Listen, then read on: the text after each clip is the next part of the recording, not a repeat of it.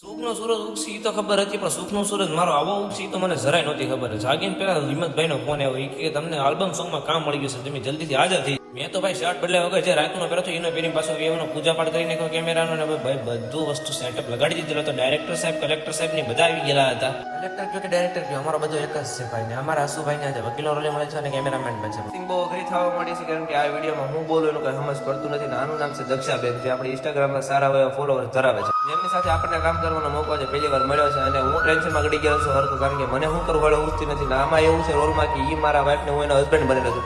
પછી બધાનો જમવાનો ટાઈમ થઈ ગયો તો હસુભાઈ ને તો ભાઈ અલગ જ એનું હોય, ને પછી પાછું શૂટ કમ્પ્લીટ કરવાનું હતું, તો બીજી જગ્યાએ અમે સ્ટોરી લખાવી હતી. એ સ્ટોરી પર એ જગ્યા પર તમે આવી ગયા છીએ. અમારા ડાયરેક્ટર સાહેબનું નામ છે ગુરુ, અને અમારા રાઇટરનું નામ છે ગોપાલભાઈ, જેને એક નંબર સ્ટોરી બનાવી હતી. પછી દક્ષાબેન આરે એક ફોટો અને નાનો શોર્ટ બનાવીને આપણું છોટા કમ્પ્લીટ કરવામાં આવ્યું છે. અને પછી હું હસું ને આખી ટીમ પાછા ઘર તરફ જવાના રસ્તે નીકળી ગયા છીએ. ઘણા નાના મોટા શોટ લઈ લીધા હતા, ને પછી ઘરનો એક શોટ લેવાનો બાકી હતો, એ શોટ આપણો કમ્પ્લીટ કરી નાખ્યો. ને પછી હું થાકી ગયો તો આવતો પેલા મંદિરે જઈએ એવો દર્શન કરી લીધા ને ઘરે આવી ગયો, નાહી ધોઈને ફ્રેશ થઈને પાછો આવી ગયા છે બીજી જગ્યાએ શૂટ ઉપર પીજીભાઈ ના ઘરે.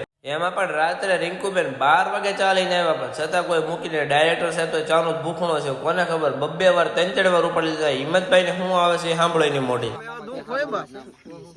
अरे कहना क्या चाहते हो? तो प्लीज सपोर्ट करा सारा कबर 1 વાગે શૂટ થઈ ગયું હતું કમ્પ્લીટ, ને બધા લોકો હાવ થાકી ગયેલા હતા. તો વિચાર કર્યો કે હવે ના ઘરે બધા જવા લાગ્યા. તો હું મારા ઘરે ગયો, આ બધા વિડીયો ગેમ તો લાઈક શેર સબસ્ક્રાઈબ કરવાનું ભૂલતા નહીં.